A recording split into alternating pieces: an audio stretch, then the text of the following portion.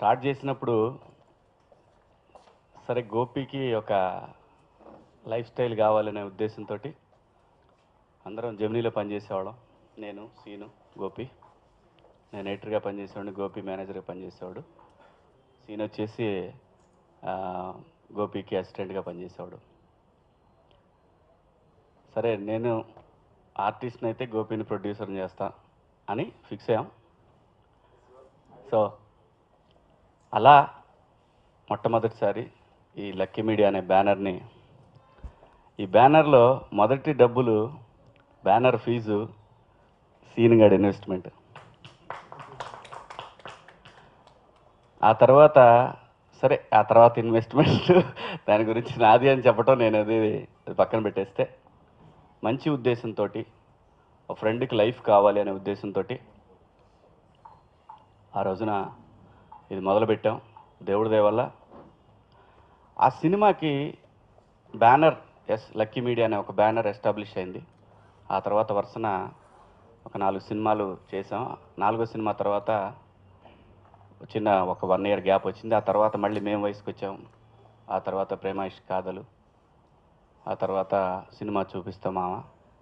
ఇలా వరుసన మంచి సినిమాలు తీసుకుంటూ వచ్చాడు గోపి. ముందైతే తనకి గోపి టేస్ట్ ప్రకారం అయితే ఏంటంటే, ఒక సీతమ్మ వాకిట్లో సిరిమల్లి చెట్టు, ఆ కైండ్ ఆఫ్ మూవీస్ చేయాలని వాడికి ఎక్కువ ఇంట్రెస్ట్ ఉండేది. అవి చేయాలంటే స్టార్ వాల్యూ ఉండాలి, ప్రొడ్యూసర్ వాల్యూ ఉండాలి.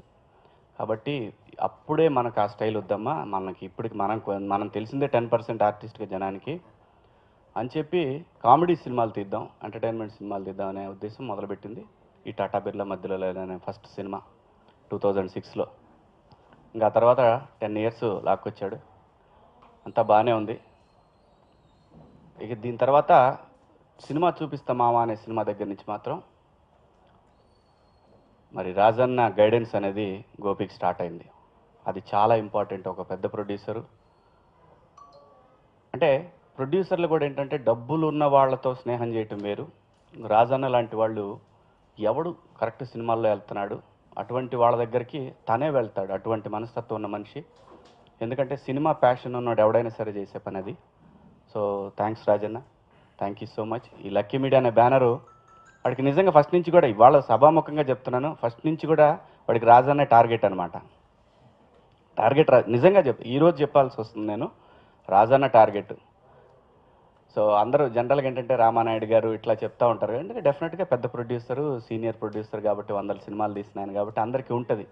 కానీ ఏంటంటే ఒక స్టార్ డమ్, ఒక సెలబ్రిటీ వాల్యూ స్టార్ట్ అయింది రాజన్న వచ్చిన తర్వాత ఇండస్ట్రీలో. ఇదైతే నిజం, ఒప్పుకొని తీరాల్సిందే. సో అటువంటి మనిషిని టార్గెట్ చేసుకున్నాడు కాబట్టి సెలబ్రిటీ స్టేటసే కాకుండా మంచి కథాబలం ఉన్న కథలు ఎన్నుకోవటం, కథను నమ్ముకొని సినిమాలు తీసే రాజన్నలాగా ఎదగాలనేది అతని కోరిక. సో డెఫినెట్గా గోపి, నేను అనుకుంటా 25 ఇయర్స్ సెలబ్రేషన్స్ కూడా చేస్తాం అనే ఒక నమ్మకం ఉంది. గోపితో ఇప్పుడు ఒక అమెరికాలో నాకు తెలిసిన ఒక కంపెనీ ఉంది, టీవీ ఏషియా అనే కంపెనీ. ఆ కంపెనీ తోటి టైఅప్ అయ్యే జాయింట్ వెంచర్ కూడా త్వరలోనే మీ అందరికీ అనౌన్స్ చేయబోతా ఉన్నాం. సో ఆ కంపెనీ లక్కీ మీడియా 2 కలిపి ఓ మంచి స్టోరీ ఒకటి పంపించాడు గోపి. సో దానికి సంబంధించి కూడా నేను రాజన్నతో కూడా మాట్లాడక మాట మరి మాట్లాడేది లేదు నాకు తెలియదు. సో ఇక నెక్స్ట్ అంటే నా ఇన్వాల్వ్మెంట్ ఉండేది ఆ సినిమా ప్రొడక్షన్ సైడ్, యాక్టర్గా కాదు. సో డెఫినెట్గా గోపికి I wish him all the best and great success. Thank you. కానీ ఈ ఛాంబర్లోకి వచ్చినప్పుడల్లా మీటింగ్లకు అక్కడిక్కడ ఈ ఎంట్రన్స్లోనే ఎక్కడనో ఒక నమస్తే పెట్టేవాడు. నేను నవ్వుతూ పెట్టేవాడిని. తర్వాత తను తీస్తున్న సినిమాల్ని అబ్జర్వ్ చేశాను. అంటే ముందు సినిమాలు ఇవన్నీ అయితే నాకు ఎవరో వచ్చారు, తీస్తున్నారు, పోతారు, ఇండస్ట్రీలో మనకు సర్వసాధారణమే.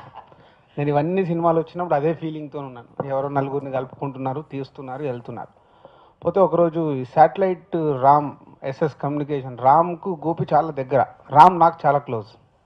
ఏదో టాపిక్లో అన్నవాడు ఇలా కష్టపడతాడు, అలా కష్టపడతాడని చెప్పాడు. మరి ఏంటయ్యా ఇప్పటి వరకు సరైన రిజల్ట్ సినిమా లేదు కదా రామ్ అని చెప్తూ నడుస్తుంటే, ఈ ప్రేమ ఇష్క్ కాదల్ అనౌన్స్ చేసినప్పుడు మటుకు చిన్న ఇంట్రెస్ట్ అనిపిస్తుంది. టైటిల్ చాలా బాగా పెట్టాడు, ఏంటి రామ్ కనుక్కో అని.